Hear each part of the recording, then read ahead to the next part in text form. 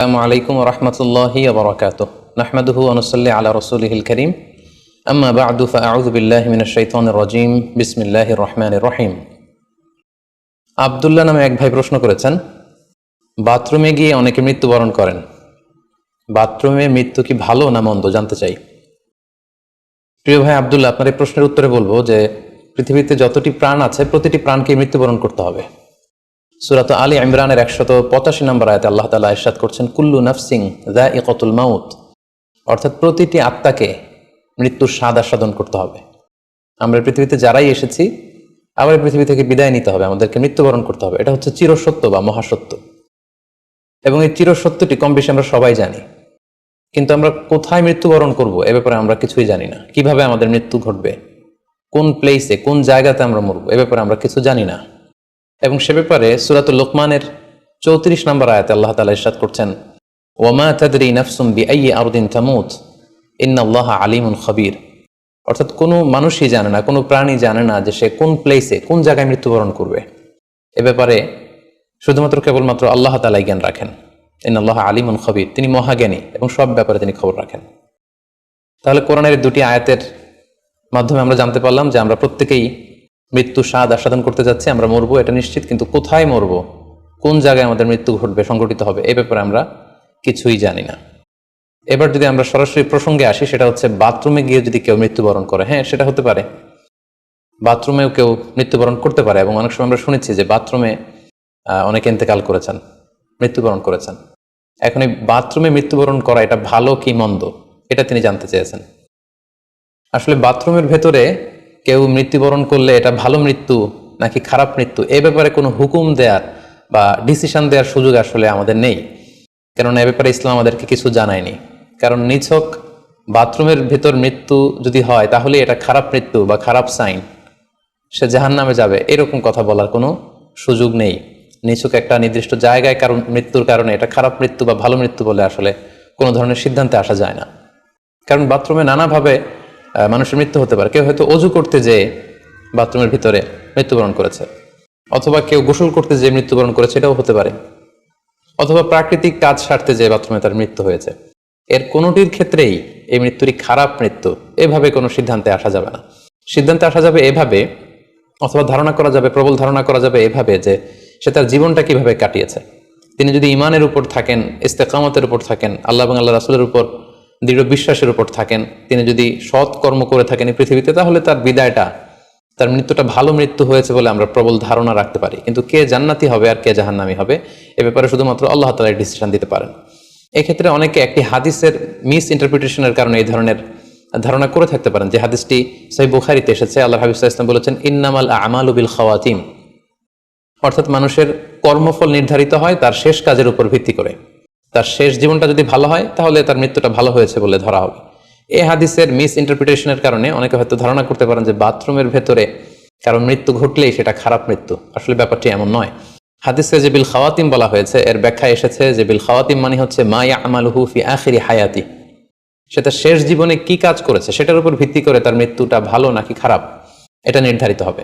অনেকের এমন হতে পারে যে জীবনের শুরুতে তিনি ইসলামকে মানতেন না, আল্লাহকে বিশ্বাস করতেন না, কিন্তু শেষ জীবনে এসে তিনি বিশ্বাসী হয়েছেন, তিনি সৎকর্ম করেছেন এবং সেটার উপর অটল থেকেই তার মৃত্যু হয়েছে। সেক্ষেত্রে আমরা প্রবল ধারণা করতে পারি এবং আশা করতে পারি যে তার মৃত্যুটা ভালো হয়েছে। কিন্তু নিছক বাথরুমের ভেতরে যদি কারো মৃত্যু ঘটে এই কারণে এটা ভালো মৃত্যু নাকি খারাপ মৃত্যু সেই সিদ্ধান্তে আসা যাবে না। তবে কোরআন সুন্নাহ আমাদেরকে কিছু আলামত বা সাইন দিয়েছে। এই সাইন বা নিদর্শনগুলো খেয়াল করে আমরা বুঝতে পারি যে কারো মৃত্যুটা ভালো মৃত্যু হয়েছে নাকি খারাপ মৃত্যু হয়েছে।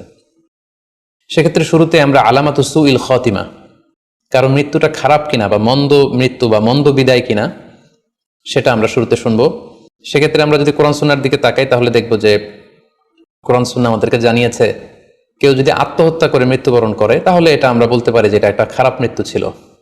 কারণ আল্লাহ রাসূল সাল্লাল্লাহু আলাইহি ওয়াসাল্লাম ইরশাদ করেছেন, সহিহ বুখারীতে এসেছে, মান কাতালা নাফসাহু বিশাইইন উযিবা বিহি ইয়াউমাল কিয়ামাহ, যে ব্যক্তি তার নিজেকে যেই জিনিস দিয়ে আত্মহনন করবে বা আত্মহত্যা করবে, কিয়ামতের দিন তাকে সেই শাস্তি দেওয়া হবে। লেটস সে কেউ যদি ছুরি দিয়ে স্ট্যাবিং করে তার প্রাণ হনন করে, জাহান্নামে সে কেবল জাহান্নামের ছুরি দিয়ে নিজের পেটের ভেতরে এরকম ছুরিকাঘাত করতেই থাকবে, এটাই হবে তার শাস্তি। কেউ যদি বিষ পানের মধ্য দিয়ে সুইসাইড করে তাহলে জাহান্নামে তার শাস্তি হবে জাহান্নামের বিষ খেয়ে খেয়ে সেই কষ্ট বা শাস্তি ভোগ করবে। কেউ যদি গলায় দড়ি দিয়ে বা ওড়না পেঁচিয়ে গলায় ফাঁস লাগিয়ে সুইসাইড করে তাহলে আল্লাহ রাসূল সাল্লাল্লাহু আলাইহি ওয়াসাল্লামের হাদিস অনুযায়ী জাহান্নামে সে গলাতে শুধু ফাঁস লাগাতেই থাকবে। তাহলে আল ইন্তিহার মানে সুইসাইড, আত্মহত্যা করে যদি কেউ মারা যায় সেক্ষেত্রে আমরা বলতে পারি যে এটি খারাপ মৃত্যু ছিল, মৃত্যুটি ভালো ছিল না। তাছাড়া কোনো ব্যক্তি যদি কবিরা গুনাহ সম্পাদন করা অবস্থায় ইন্তেকাল করে, লেটসে কেউ মদ পান করা অবস্থায় তার মৃত্যু ঘটেছে, কিংবা ব্যভিচার করা অবস্থায় তার মৃত্যু ঘটেছে, কিংবা কারো উপর সে জুলুম বা অত্যাচার করছিল, এরকম বড় কোনো কবিরা গুনাহ সম্পাদন করা অবস্থায় যদি কারো মৃত্যু ঘটে যায় সেক্ষেত্রে বলা যেতে পারে যে মৃত্যুটি খারাপ ছিল। পাশাপাশি বাবা মা যদি কোনো ভ্যালিড কারণে সন্তানের অন্যায়ের কারণে সন্তানের প্রতি রেগে থাকেন এবং ওই অবস্থায় যদি সন্তানের মৃত্যু ঘটে তাহলে এটি একটি খারাপ মৃত্যু ছিল বলে ধারণা করা যেতে পারে। এবং স্বামী যদি তার স্ত্রীর প্রতি রেগে থাকে কোনো স্ত্রীর অন্যায়ের কারণে এবং সেই অবস্থায় যদি স্ত্রীর মৃত্যু ঘটে তাহলে এই মৃত্যুটি মন্দ মৃত্যু বা খারাপ বিদায় ছিল বলে আমরা ধারণা করতে পারি।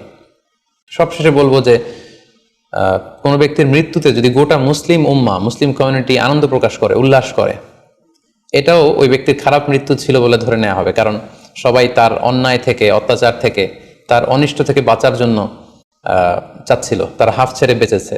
সো মুসলিম উম্মাহ যদি, গোটা মুসলিম উম্মাহর ভালো লোকরা যদি কারোর মৃত্যুতে আনন্দ প্রকাশ করে তাহলে তার মৃত্যুটা খারাপ মৃত্যু ছিল বলে ধরে নেওয়া যাবে। এই সমস্ত আলামতগুলো যদি আমরা খেয়াল করি, এগুলোর ভিত্তিতে বলা যেতে পারে যে তার মৃত্যুটা মন্দ ছিল, তার বিদায়টা খারাপ ছিল। এবার আমরা যদি হুসনুল খাতিমা অর্থাৎ ভালো বিদায়, কোনো ব্যক্তি যখন আমাদের থেকে বিদায় নিল, মৃত্যুবরণ করলো, তখন আমরা কিভাবে বুঝবো যে বিদায়টা ভালো ছিল এবং এই লোকটা আশা করি যে জান্নাতি হবে, এটা আমরা কিভাবে বুঝবো? প্রথমত বোঝার মাধ্যম হচ্ছে আন-নুতকু বিশ-শাহাদাতি ইনদাল মাউত। মৃত্যুর সময় যদি কেউ আল্লাহর জিকির করা অবস্থায়, আল্লাহকে স্মরণ করা অবস্থায় কিংবা শাহাদাত বাণী পাঠ করে যদি মৃত্যুবরণ করতে পারে তাহলে আশা করা যায় যে এই মৃত্যুটা খুব ভালো মৃত্যু হয়েছে। কারণ আল্লাহ রাসূল সাল্লাল্লাহু আলাইহি ওয়াসাল্লাম সুনানে আবু দাউদের এক বর্ণনায় ইরশাদ করেছেন, মান কানা আখিরু কালামিহি লা ইলাহা ইল্লাল্লাহ, যে ব্যক্তির শেষ বাক্য হবে লা ইলাহা ইল্লাল্লাহ এবং এই কালিমাতুত তাইয়্যিবা, এটা পরে যদি কেউ শেষ নিঃশ্বাস ত্যাগ করতে পারে তাহলে সে জান্নাতে প্রবেশ করবে বলে আল্লাহ রাসূল সাল্লাল্লাহু আলাইহি ওয়াসাল্লাম আমাদেরকে সুসংবাদ দিয়েছেন। তাহলে মৃত্যুর আগে কালিমা পরে মরতে পারা এটা একটা সৌভাগ্যের বিষয় এবং এটা একটা ভালো সাইন।